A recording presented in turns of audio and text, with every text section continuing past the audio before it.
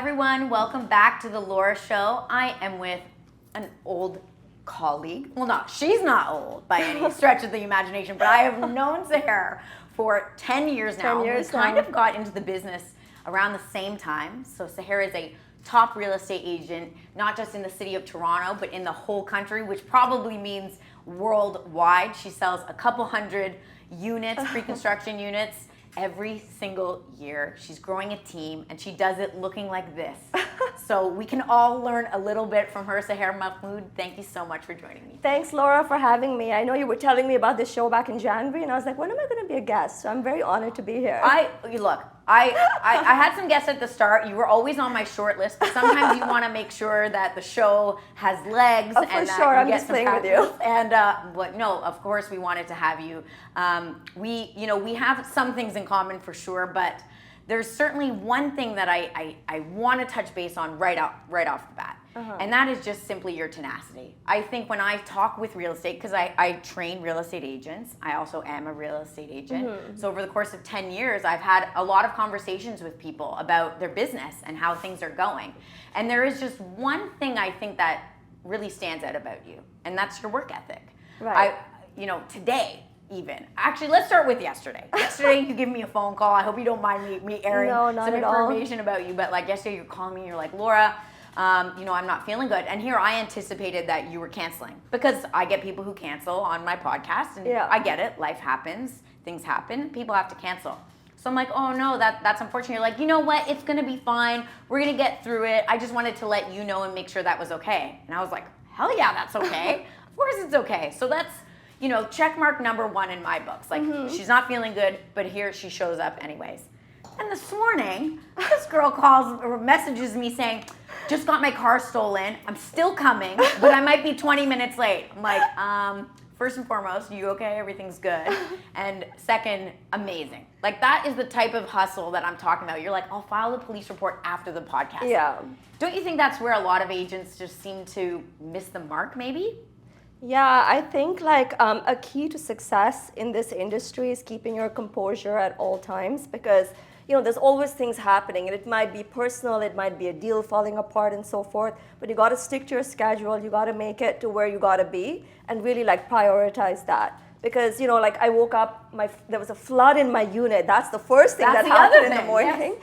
I had to deal with that. Then I went down, my car has been stolen, but I could sit there and cry about it, or I could just say, you know what, let's just get this done and sort that out because I'm not going to find my car in the next 45 minutes in the morning. So get through the day and then deal with it. And you come in with a smile on your face. There's a lightness about you as well. Where does that tenacity come from? I suspect for a lot of people, it's like how they're raised. Some people just, glass is half empty, right? Yeah. There's certainly people out in the world who say, oh, I got a fight with my spouse, so I'm going to cancel this. Or, the dog's sick, so I'm going to cancel. And they look for every opportunity to get out of things, even though they know that those things are going to help propel them toward their dreams. Where does your work ethic come from?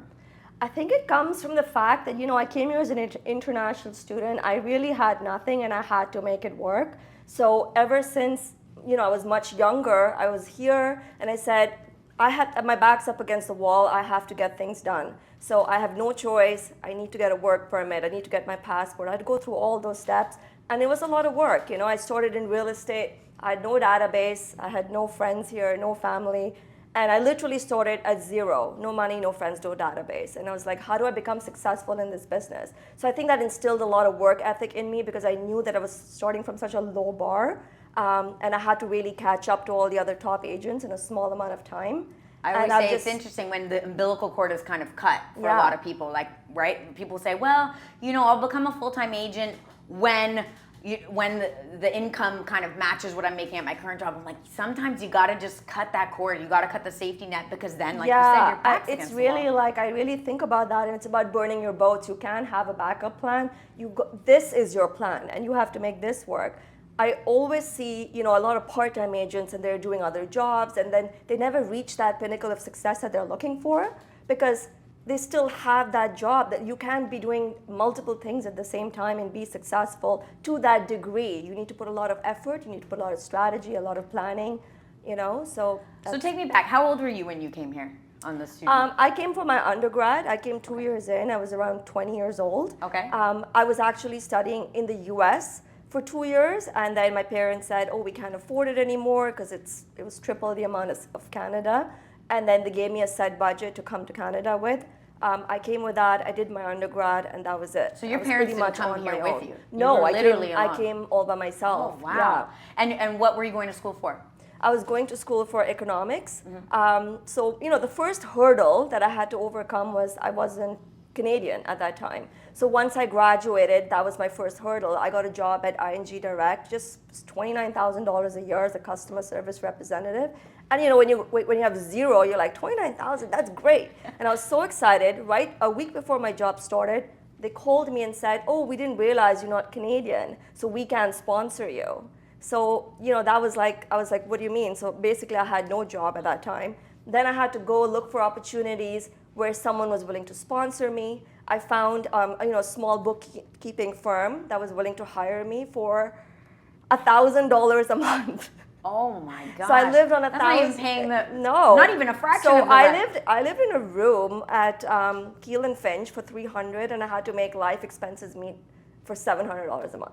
Wow. Like upsizing like a Happy Meal was expensive for me back then. Wow. So I went through that for 3 years because I saw that end goal, which was to get my my PR card. So I needed to do that work permit for 3 years, get my PR, and I always kept my eye on the goal. So I wasn't worried about where am I today. Like today I'm making $1,000 a month, which is fine. But once I get my PR, the world is my oyster. Hopefully I can get more opportunities. So I always thought of it in a long-term setting rather than what am I going through today. So it sounds like you weren't really focusing on your circumstance now. It was always like this big dream. Yes. And you were always kind of like eye on the prize. That's so interesting.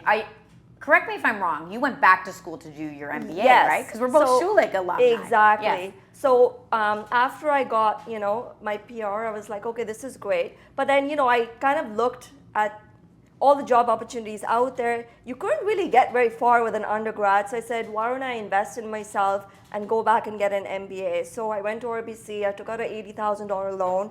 I went to the Schulich School of Business.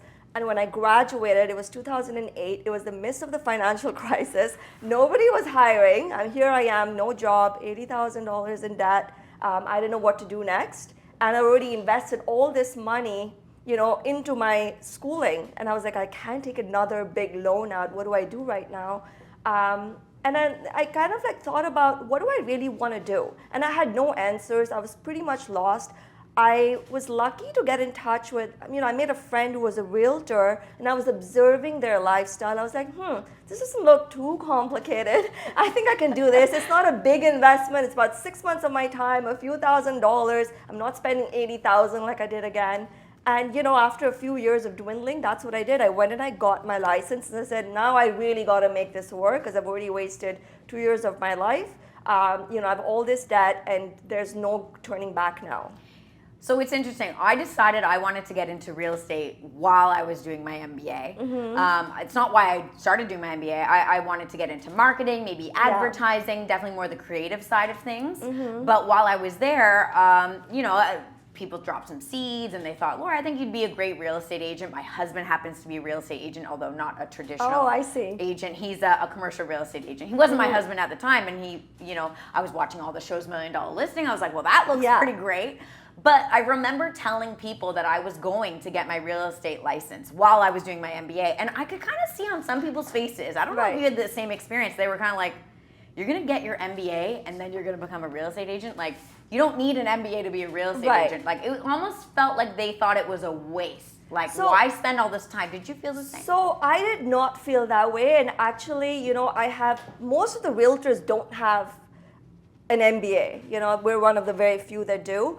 I actually think the opposite, that my MBA has made me come as far as I have in real estate because it taught me so much about business sense, discipline, meeting deadlines for assignments. I was, surrounded by a lot of people who are very, very smart. So I think it taught me a lot of things that have made me have a successful company today. So was it the financial formulas I was learning? No, but I learned a lot about work ethic, discipline, structure, having a plan, making a business plan, and then being able to stick to it to succeed. Yeah, I think so many realtors don't understand when they get into the industry, either they're not loving their job or life circumstance happens, a divorce or something, and they got to get back into the workforce. So a lot of people kind of fall into real estate a little bit, and I actually felt a lot like you, and I thought, this is a real business and it should be treated as such.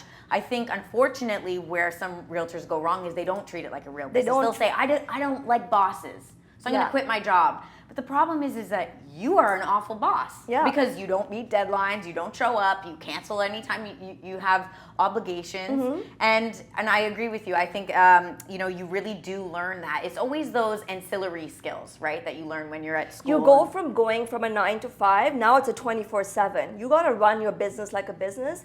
And that's where most people fail. There's like friends of mine who are getting their nails done in the middle of the day and getting their hair done. Like, no, you gotta be on schedule and run it like you're the CEO of this company. Yeah, even if it's just one person, right? Yeah. So when you started in real estate, I know the story because you were on the same team. Yeah. And when I joined, I think I was a year or two just after you had started, and everyone was talking about Sehr because you had done, I don't know the amount of lease deals that you did, so you'll have 120 my first year. The first year, 120 lease deals. So, when people are looking at you and they're thinking, oh, she has this successful business, things come easy to her. I hope you're starting to understand from the story is that she didn't have a silver spoon. It wasn't easy for you. And you started grinding. Like, lease deals are a grind because you're showing properties every weekend, every evening, because the people that you're showing, like, they have jobs during the day. So you're working all the hours that no one wants to be. And then they want to see every property as if they're buying a house and it's their dream home. So it takes just as many showings and you get paid a fraction of the amount. Yeah. Why did you start with lease deals? So the reason that I started with lease deals, to be honest, was because I had no database. So like I said, when I came here, I didn't know many people. I knew a few people from university, but that was it. So I didn't have that network growing up from like high school or like a church or a mosque or like parents who have friends or any family here to buy from and things like that. So it's like I'm literally starting my database at zero. I was told to get a CRM and I inputted all the people that I knew and I was at like 12 people. So I was like, what do I do now? And there's no going back from here. I've done my undergrad, I've done my MBA, I've gotten a real estate license, this is it. So I actually had a business plan for my leases and I had a very strict structure that I followed every day. I would wake up in the morning. I was getting all my business off Kijiji at that point because back then in 2012 that was the thing. I think now people go on Facebook Marketplace, but essentially the same thing. So I would post other people's listings in the morning, like 2 ads saying open house from 5 to 6 and then 6 to 7. So 2 different properties and I'd have all these people show up. Sometimes it was a really you would get permission from the landlord. Okay. From the listing agent. Got it. I would pick a brand new listing that came up that day and say, hey, can I advertise it? Most people say yes. Yeah. They just want to get a lead. Yeah, and if they don't, you just move on to the next. There's many listings that come up every day. I would put an ad up saying open house. So that way I wasn't filtering too many phone calls. It was like you just show up. Once they showed up, I had a registration list. So I had their names, emails, and phone numbers. And usually I would have 10 to 15 people show up to each one.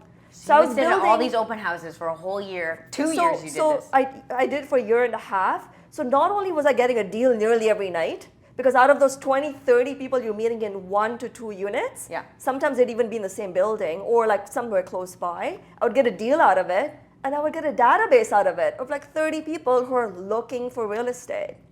It's genius. It was genius. It's not sexy though. I think people see you now and there's like a certain appeal about it, right? Yeah. Because I know you have a team and we'll get into that. But I think just on the surface, they see you on Instagram, they see you doing podcasts like this, and they're like, oh, it looks so easy. But this is completely the thing of like the iceberg where all the work is down here and you're only seeing really the top part of it because you're only seeing the icing on the cake. Yeah, like you're literally working every single night. Right. Smart. You're working smart. Smart. It's about everybody has the same 24 hours in a day. How do I make those 24 hours extremely productive? So at that time of my life, leases was the opportunity that I saw. I thought I was going to make a living for the rest of my life just doing leases. And I didn't know that I would fall into pre-construction, which is a different story. but I at least made that avenue of my business very successful and very, like, it's not like I didn't know when my next deal, because I was seeing that I was getting a consistent amount of, if I followed the same consistent pattern, I was getting a consistent amount of deals. Right. So I could do 10 deals a month. That's what I was seeing. Well, I think what so many people get wrong is that they're like, well, look, I want to focus on selling properties, selling homes, and I want to make the $25,000 checks. Yeah. But if you're new and you're waiting for those big bangers, you're not having enough real estate conversations. No. Where you were having real estate conversations every day. You were doing contract work every single day. You were doing offers. And the biggest thing that I would say was my biggest asset was I was able to learn every single building in downtown Toronto within 3 months. I literally knew, like, when I saw the listing, I knew exactly what floor plan that is, because I've been in all these buildings like so many times, you know, to the point where sometimes I'd have a friend say, hey, can you help me with a rental? I didn't even need to take her to 6 units. I was making it very efficient because I knew from the 6 listings that came up, which is the best one, because I'd been in these units in and out all day long. Right. So I got to know that downtown market. It was your education very well. It was the best education I could ever have. You know, you come out of the Oria College, you know nothing. Like your work starts after you're out. Yeah, that's literally just learning. To filter people through, to make it a little bit difficult so that not everyone just runs out and gets their license. It was like the best thing I could have done, because if I was waiting for those sale clients to get to know, you know, the market, it would have taken me years. I gotta say, I did the opposite. I was like, no, I want those big bangers. Yeah. I was trying to farm Banbury and Don Mills, and I had some success with it, some like initial success, but I think where I missed the mark is that there were so few and far between that I would go months without seeing a paycheck. And someone in your situation where you're like, look, I got my rent to pay, I got bills to pay, I have loans to pay off. Like, I had a safety net because I still had my husband. He would have been my husband at the time. So, you know, I didn't have my back up against the wall, and I think the work showed it. Right. Versus someone like you where you're like, and not only did you do it 1 year, how many deals in the first year, I guess? 120. 120 the first year, and then the second year you come back just to show everyone that it could be repeated. Yeah, so the second year I did, I think, about same, 100, and I was starting to get into pre-construction as well. So I think I added on 50 deals in pre-con as well that year. Okay. And then it just transitioned straight into pre-con. This is around 2014, right? Yeah. Then, when you got into pre-con. So tell me about your segue into pre-con, because it's the sexy thing now, especially maybe not today so much, but certainly, you know, 2020, 2021, when there was no inventory. The only inventory was pre-construction condos. Right. So I think we saw a lot of agents trying to get into that market. You started much earlier when it wasn't really an exciting when I started pre-con, it was slow. Like, it wasn't. The hot market in pre-con wasn't until 2016. So I had a good year and a half where it was kind of like now. It was pretty slow. Builders were giving a lot of incentives and so forth. And the way that I got introduced to pre-con was I became such a good rental agent that, so there was like Liberty Village was very up and coming 10 years ago. There was a lot of new buildings coming up. When I was doing the leases, I saw that the same agents had, you know, 5 or 6 listings in a building, and I called one of them up and I said, how do you have all these listings in the building? And he goes, oh, because I do pre-construction. And at that time, that word was so foreign to me, I didn't understand what it meant. And I said, you know, I want to learn about that. So that was how I started to, you know, get introduced to pre-construction. And when I was a lease agent, I became so good that these same realtors who had multiple listings coming up, because keep in mind, if you do just pre-construction, you do 20 sales in a building, now you have 20 units to rent out once it occupies. Right. And, you know, for people who are in sales, they don't want to deal with that. So I had these few agents, they were from the condo store, they just literally gave me their keys and said, you go deal with it, it's not even going to go on MLS, just bring us an offer. So I was essentially like getting the buyer side, but I was technically also the listing agent. So now I started advertising on Kijiji as pretty much the listing agent because it was my exclusive keys that I had, you know, access to. So so at one point, you know, I'm going to hear it, right? One of the questions is like, how do you get in with the builders? Now, maybe at that time it was a little bit different, but what would be your advice? Because I think the hardest part nowadays is the builders do, you know, things have kind of shifted. They work with a select group of people. Obviously, you're one of those people, what we like to call platinum agents, who have shown time and time again that they can sell in any type of market, that they have a database of people, that they're willing to put money into it. To market the buildings. How would you suggest someone get into that space today? So the way that I did it at that time was I didn't work on a hot new launch. I basically took an already existing launch, and I work leftover inventory. So, I So walked stuff into... no one wanted. Yeah. So I walked into a sales office and I said, I want to sell the building. What do I have to do? And they're like, well, do you have buyers? And I was like, I'm going to find some. So I went back to my rental clients. I had a database of 5,000 people who'd raised their hand looking for real estate. Granted, they're rentals, but I think what people don't understand is that just because you're renting doesn't mean that you don't have money. There was a lot of executives in there, people who come from New York on a 1-year contract and so forth. They still have money. They just choose to rent for whatever reason it might be. So not everybody in that list. And people who rent saved some money in those years, and then they want to buy, right? Exactly. And actually, I got a lot of deals from the rental clients because I was explaining to them how they don't need the 20% down right now. They have to have 5% in installments, and they have a 2-year timeline. So I actually managed to get a lot of deals. My first weekend, though, in that project, I did 7 deals. So literally from my tenant database, I started calling people up. I said, there's a great opportunity at Yonge and Eglinton. Are you interested? And I prepared my pitch. Preparation is key. You have to know what you're talking about. I learned the development really well. What are the angles to push it? And I did 7 sales. And then after that, I was like, oh, great. Now I know how to sell Yonge and Eglinton.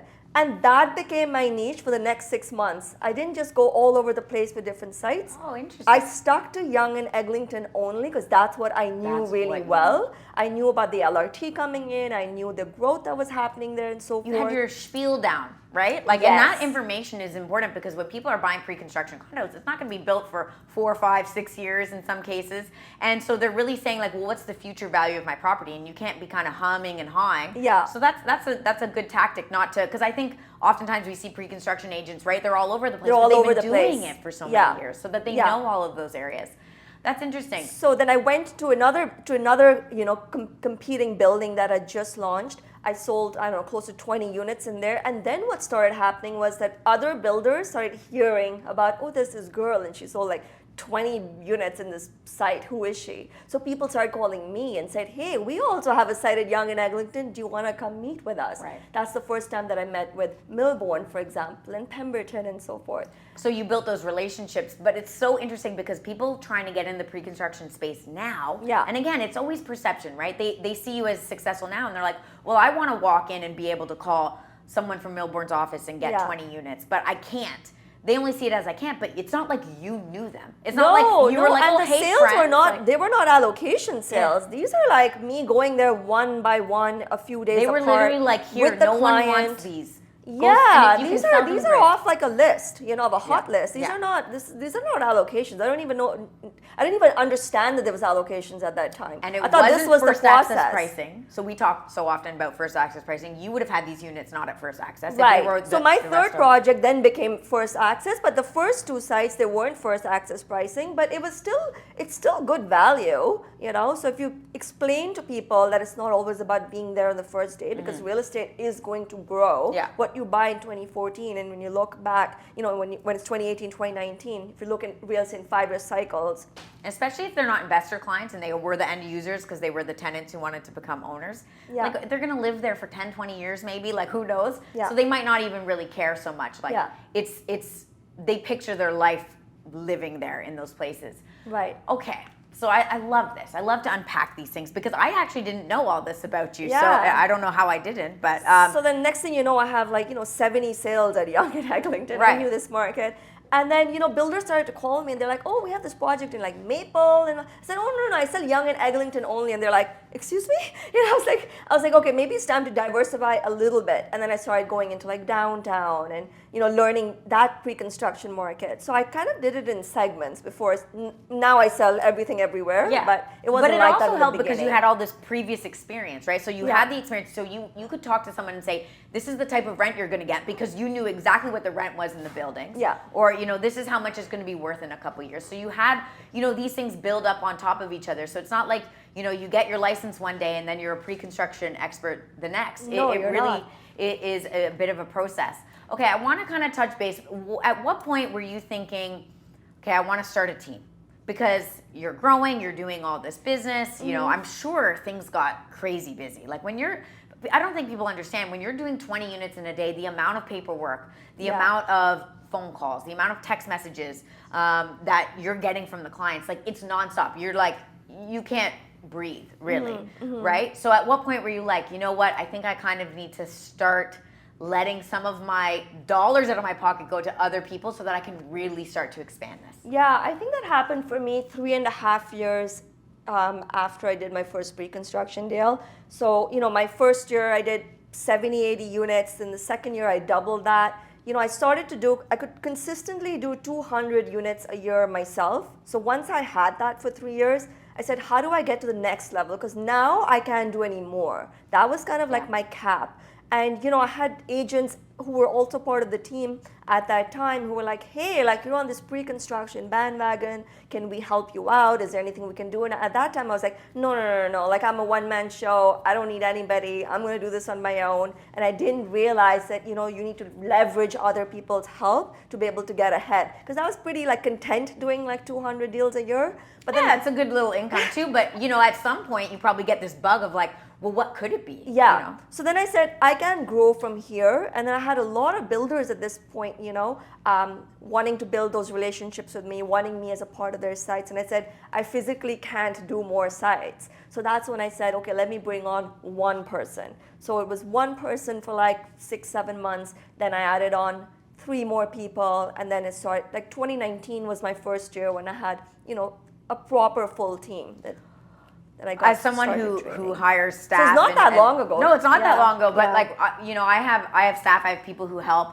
I don't consider myself a great delegator because I am kind of cut, I think, from the same cloth in you in that like I'm like, but I'm like, I want control and I feel some reason that I can do it better because I've known it or at least if I make a mistake, it's my mistake and I can look myself in the mirror versus giving it off. Was it hard for you to delegate work to other people and to let them kind of run with it? I think the hard part was that I thought that everybody who's going to be part of my team is going to have that same level of work ethic and the same motivation as me. So, I was okay with delegating and saying, okay, you can have this site, you can have this site. What I found challenging was that, I'd look in the CRM and like people haven't been called. And I'm like, oh, I spent 4 years running this business and it was like the lead comes in, you got to call them in 2 minutes or most of the time you can't find them after that. So because they found another agent, right? Yes, exactly. Because most of them register on multiple sites at the same time, so they've already spoken to somebody. Right. So that's like the challenge that I found was, the fact that not everyone is going to be aligned with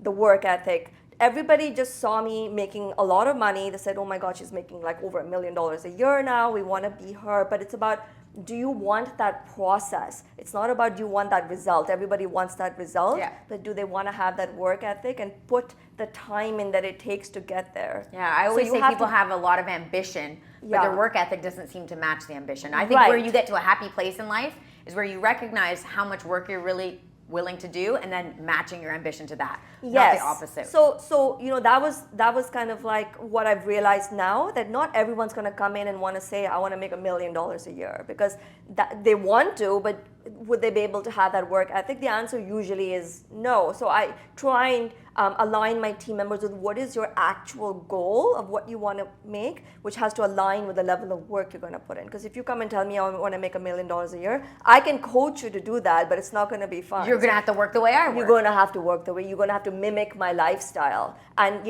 some people say yes, we're in, and then 3-4 weeks later you find out they're like, oh, the drive is really long, and there's a lot of excuses, and they fall off that bandwagon. They just don't know what it takes. What is the lifestyle of Sehr? This question's not on my card. I'm now just curious because you said it match my lifestyle. Like, what does a typical day look like for you? So the typical days, obviously, I have very few weekends off, so you have to be okay with that. Like this whole long weekend, there was a lot of planning going on, so I can't just go relax. So I have to be okay with sacrifice. I would say that's the biggest takeaway, that, it's been a lot of sacrifice. I have had to miss a lot of birthdays and events and weddings and so forth, but it's because I see myself, where do I want to be 20 years from now? Do I want to work the way that I work then? And the answer is no. So while I'm healthy, while I'm vibrant, I want to make as much of my business as I can now, and I'm willing to sacrifice today to have that, in the future. In the future. Any regrets about that? And I ask this maybe selfishly because, sometimes it's hard for me, like, to balance, like, relationships with parents and friends and spouses or partners and business partners and staff, and it's not always easy, and you generally feel like you're failing somebody every single day. Yes, and I think you have to be a little bit like okay with that. So for me, like the way that I do the things that I want to do, I still go to the gym 5 to 6 times a week. So I fit that in. I love animals. I'm still doing volunteering. I still help a lot of charities and so forth. I had an event last year in Mexico for 137 dogs that we spayed and neutered. I have another one in December. So I still managed to fit that in by having a very set schedule. And I think that's the key to finding that balance, that I know for about 2 weeks in advance what my schedule. I mean, would I love to know, what's happening in November? Yes, but it's not realistic. Yeah. But I do have a 2-week schedule that gets planned. All my workouts are planned. All my, social events are planned, builder events, if I have a birthday party, and then work, timelines of when a mailer for project is going to go out. And so literally, like, when you wake up in the morning, you open the calendar, yeah. and it's like, hey, right now I'm supposed to be doing this. Like, your calendar's full. Yes, of what the calendar's full. I know that, which is one of the reasons why I wanted to get this done today, despite everything, because I was like, you know what? Like, it's in my calendar. It needs to get done. So that's one of the big things I live by, and that's how I make time for myself as well, by having that set schedule. Yeah, I think people sometimes there's a misconception around being particular about a schedule, because it's like, oh, well, you have no life. You live by the schedule. It's like, but the schedule gives me the life. Yes, right? yes. Because otherwise you're frantically running around. When you're with family, you're thinking about work. When you're at work, you're thinking about family or whatever it is. And you're never really present. Right. And I actually find, like, I'm quite meticulous. Like, every morning I wake up at the same time. I do my workout in the morning. And when my routine gets messed up, I kind of fall apart a little bit. Like, I need that structure so that the rest of the day kind of unravels the way I want it to. Yeah. And I think for me, I've been able to find ways to buy back my time. So because I live alone, like with my animals, I don't cook. And the reason I don't cook is because to go grocery shopping, come home, cook, clean, all of that stuff, to me, I'd rather be doing something else, and I just order food. So I buy back that. So do you get like a food delivery service, or do you just order? Usually I'm just doing Uber, like Uber Eats. And I find that as an efficient way for me with my lifestyle to buy back my time. Yeah. I don't clean my house. I have a maid that comes in that buys back 3 hours a week for me. So things like that helps me to do other things and still get everything done that I need to. It's so funny because oftentimes I just find, like, I'll say in front of the team, like, oh, my dog walker canceled today, or my cleaning lady, she just had a baby, and so now she's off and I gotta figure it all out. And of course they're probably rolling their eyes at me like, oh, it would be nice to have all these people. But I really found it as an investment in myself. Like, even when I couldn't really afford the help, I did, because I knew that 1 hour or 2 hours every single week I could put that time towards building my business, which would 10x my life. So it was like understanding that those are really investments to help you further your career. I think one of the things to be successful is to only focus on what you do best and let somebody else worry about the rest. My advice to most realtors is get an assistant who can take off a lot of the headaches of doing the listing agreements for you and paperwork and things like that, and focus on generating leads and making sales. Because people are at the office all day and I see them, but when you actually look at their work day, there's not that much efficiency in there. So it's about, we all have the same 24 hours in a day. How do I make it the most efficient? So buy back your time, because the $40,000 you're gonna spend getting an assistant, you're going to get more sales in a year to be able to cover that very easily. It's like the simple principle of it takes money to make money, right? Exactly. So you got to invest in yourself first. I'm going to go through a little bit of rapid fire audience questions that came in for you. Interest rate announcement just came out. We're holding interest rates, thank God. I think real estates around the country are like, thank the Lord, because hopefully that will inspire some confidence in the market. But how have you navigated a market that has been down 50%? What have you done differently? I think it's about educating the clients a little bit more. So of course people are buying a lot less now, but I think that what they were waiting for and what people are waiting for is interest rate stability.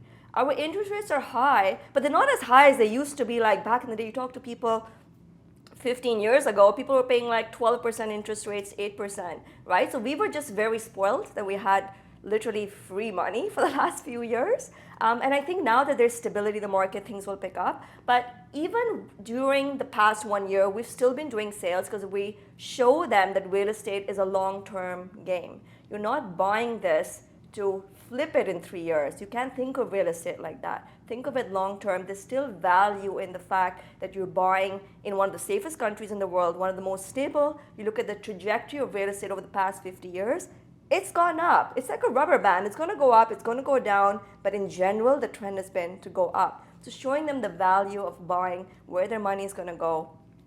And we've still been able to get great deals now, actually. The interest rates being high and the demand being less has been a great time in pre-construction to get deals that you could never get before. Yeah, you can actually negotiate for once with builders. Yes, you can negotiate. In 2021, you want a 1-bedroom facing south. It'll be like, here's a 2-bedroom on the north side, take it or leave it, and it's on the 13th floor. Oh, and you have 1 minute to tell us if you want that unit. Right. That's the market we were in. Now you can get to choose and pick your unit. You're getting better incentives than we've ever seen before. So I think that now is actually a great time to invest in pre-construction. Yeah, I agree. I'm a big proponent of pre-construction. I know that you've purchased pre-constructions for yourself. We're both pre-con investors. So it's easy for us to talk to the market about it because we believe in it so much. And it's also interesting because we were talking offline about Canada, being a safe place. And I think we take that for granted too. Like you were talking about interest rates, and we take all these things for granted that we live in this amazing country and things are relatively safe and there's not that much corruption, I'll call it, compared to all these other places. And the fundamentals are there, right? So if you take a look at the number of people who are coming into this country every single year, they have to go somewhere. 1 million people became Canadians last year, and the estimate is 500,000 for this year. And we are not building. We're delivering about 20,000 units a year. So when you look at the demand and the supply, there's definitely an imbalance there. So don't think of real estate as what's happening today. Think of it with a long-term vision. Oh, that's great advice. Another thing that I think my team has found really, really useful in a down market is content creation, right? Leading with education, putting stuff out on social to not focus on sales necessarily today, because oftentimes I'll hear, if I put up a video, I expect to get a sale from it, but really more with the intention of just planting seeds for maybe the future. How do you feel about content creation? How has that kind of helped your business? Yeah, so I was not doing any content creation till I think 2020, and now I'm dived, full blown into it, and I think it really helps your business. And I tell even all the agents I know, all my team members, you have to produce content. It's very, very important for visibility, especially if you're new. Because visibility beats ability. So you're new, you don't have that much experience under your belt, at least go out there, educate people, talk about the projects that we're doing in pre-construction, educate them on, make an interest rate video, for example, or anything that's happening during the day, make a little video, and people say, oh, well, I only have 20 followers, there's nobody watching, my friends are, the excuses I hear even within my own team, my friends are 25 years old, they're not buying real estate, things like that. But Einstein has this great quote that not everything that can be counted counts, and not everything that you can count can be counted. So do you think that Coca-Cola has billboards out there and says, I wonder how many people drove by that billboard and then went to buy a Coke at the grocery store right after? No, but they still do it. Yeah. So you got to build that brand awareness because you're going to be in this business for the next 10, 20, 30, 40 years. And them thinking that I only have, my friends are only 25. Well, your friends will eventually be 30. Exactly. They will buy. They also have parents. They have cousins. They have people who have the ability to buy. So I just find real estate agents can be so short-sighted. Yes. Around so many things. You got to build that credibility online and show people that you know what you're doing, what you're talking about. And if they might not buy today, they might not buy this year, but they will, like you said, buy eventually. Also, for me, for example, I do a lot of online lead generation. So if you're not putting yourself out there on social media and posting, about projects and so forth, when they Google you, what are they going to see? Just you out with your friends on your social media? People are now being very savvy. They want to know who they're working with. That's your resume. That's right? Your resume. Your Instagram profile is your resume. There's two things I want to touch on. The first one is around confidence, because I heard you say before, I would just pick up the phone and call people in my database and see if they wanted to buy something. And obviously now your recommendation is to put out tips, start educating people. But a lot of people that I talk to, at least, there's lack of confidence. It's, I don't know if I know the information well enough, or what if someone says no to me on the phone? Were you just naturally a confident person? Is this something that you worked on? I think the key for me and my team is we prepare for our phone calls. So, a lot of the lead generation I do is on Google, and it's project specific. So before anybody can get on the phone, I want to make sure they know the project, that they know the area, and I personally coach them on like how to answer objections. So once you're prepared, you have that confidence.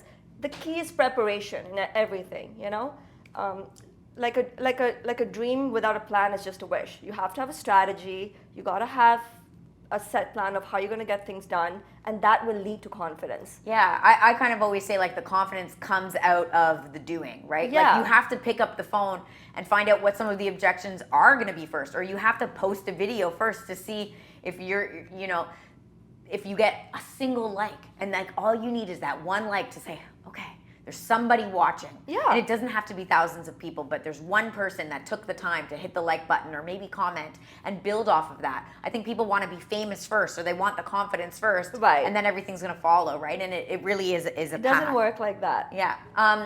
About lead generation, we had some questions about this, and I hope you're willing to share. Of course. How does your whole lead generation system work? Because I think people who want to get in the pre-con space, they know they should be putting up ads, but they don't know what to do with the ads, or like, how does that all work for you? So for me, we focus mainly on Google Ads, and I actually started this, early in my career as well. So in the beginning, I was focusing on my own database. I would say the first thing you need to do if you're brand new and you're getting to pre-construction is there's deals in your database, whether you believe it or not. People that you know who have already bought resale through somebody else, it doesn't matter. Pre-construction is a different niche, and most resale realtors are not pushing pre-con onto their clients. So if you have a database, reach out to them, pump out some deals from those. Then that's when I started. Once I did about 50 deals from my database, I said, okay, now I have the first installments coming in. I'm not going to go buy brand new shoes and a brand new purse. I'm going to roll that back into my business. So invest in yourself. I think that I was spending about $2,000 to $3,000, so not much, $2,000 to $3,000 a month on Google Ads back when I first started. Yeah. And I was getting 20x return at that time. You spend $2,500, you do 2 deals, it's close to $50,000 in commission. You're 20xing your money. So it was people just don't want to invest in themselves. Yeah. They think like this is a business where I shouldn't be spending any other money. Or they start, I think what you said was, you started with your database. People say, well, I don't have money for the $3,000. Maybe it's a little bit more today to try to get on the first page of Google. So that's what I would say is you have to put in that sacrifice. You do have $3,000 a month. If you downgrade your lifestyle, maybe you downgrade your car, maybe you get a smaller apartment. So figure out what you need to do to invest in yourself, because that will pay you back. And stop playing the role of a realtor. I think oftentimes, and you see this at our office, like people walk around looking like real estate agents. Like it's a catwalk at times. And then you also have conversations with people, and they'll say like, I'm really struggling. I haven't done a deal in 6 months. And you're like, well, it doesn't look that way. And so I think that there is money there. It's kind of like you just have to check the ego a little bit. Yes. Make some sacrifices. Exactly. How do you prioritize which projects to pick? Do you pick them all? Do you pick some? How do you select? No, so I think that we're actually pretty picky. Not as picky as you guys. We think we do a few more sites than you, but we want to make sure that they're AAA builders, that they have a track record, that they've built before. I actually just said no to a project just yesterday because I said it's the first time they're ever building. Obviously, the relationship is also important, but I do love master plan communities. So right now there's a builder that I'm working with that has a new master plan community coming up in Pickering. It's going to be the first of 15 to 20 towers. So, that's something that really excites me, because I know when my investors purchase into building 1, there's always going to be appreciation in building 2 to 20 after that. So I kind of pick my sites depending on area growth, what incentives are they offering? Are they more competitive than competing sites in the area? And like you've learned that over time. Like we've made mistakes too. Not many, thankfully. Like not many of the projects that my team has picked have ever canceled, but you learn pretty quickly who the big boys are who are not going to cancel, or who screws your clients out on occupancy. Yes. You start to learn those things over time, and I think what you said was, like, you didn't have those relationships, but once you start to build those relationships, you realize who you like to work with and who's willing to answer your phone calls and take your requests. Like, if you're like, look, I really need this. So, you build relationships with people that can help you when it comes time for sales. My last question, I think, is more selfish for me, and perhaps you've already answered it, but I'm kind of curious to see if you come across a different answer. We've talked a little bit about the charity work that you do, which I absolutely love.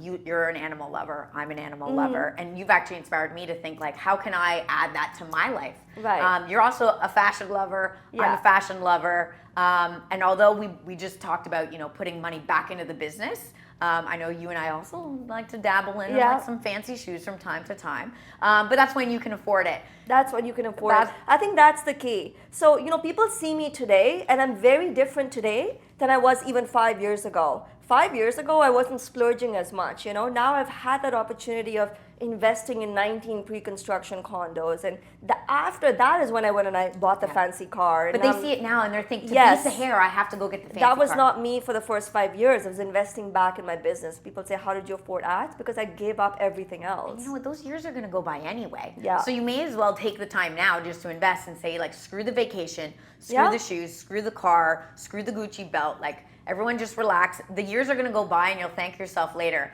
I think what I find most interesting, because we're both hard workers, we run teams, we have similar hobbies. However, the way I do it is a lot more frantic than I think the way you at least make it look. Right. I oftentimes have a hair out of place. My toenail just broke the other day, which is why I'm wearing like shoes like this. Like, I'm a bit of a mess half the time. And I show up at work and people are like, dear Laura, like, a little makeup might help today. Like, just the way I run my life is a little bit more frantic. I have never seen you with a hair out of place. Please explain this to me. And I don't know if it's the time blocking or what.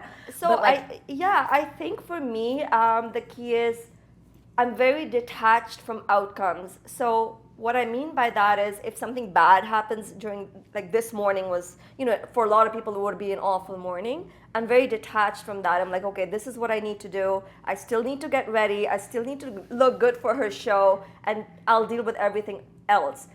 Similarly, when something great happens, I celebrate the win, but I'm very, I handle everything with a lot of equipoise and calm and balance. So I think that's the way why you see me. I'm always the same exact, because I'm not going, things don't make me frantic and things don't make me super, super excited. I'm very... Live more in the balance. Have you always been like that? Because then that makes me feel like I can't learn that, or is it a skill that I think it's something that I've worked on for sure. One of my team members said, how are you always calm about that?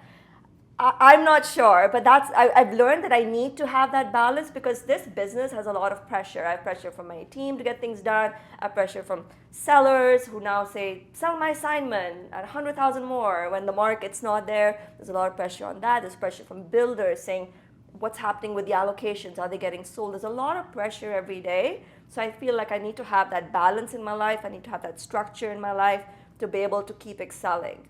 I think it's absolutely incredible what you've accomplished at such a young age. It's really, truly inspiring. Thank you.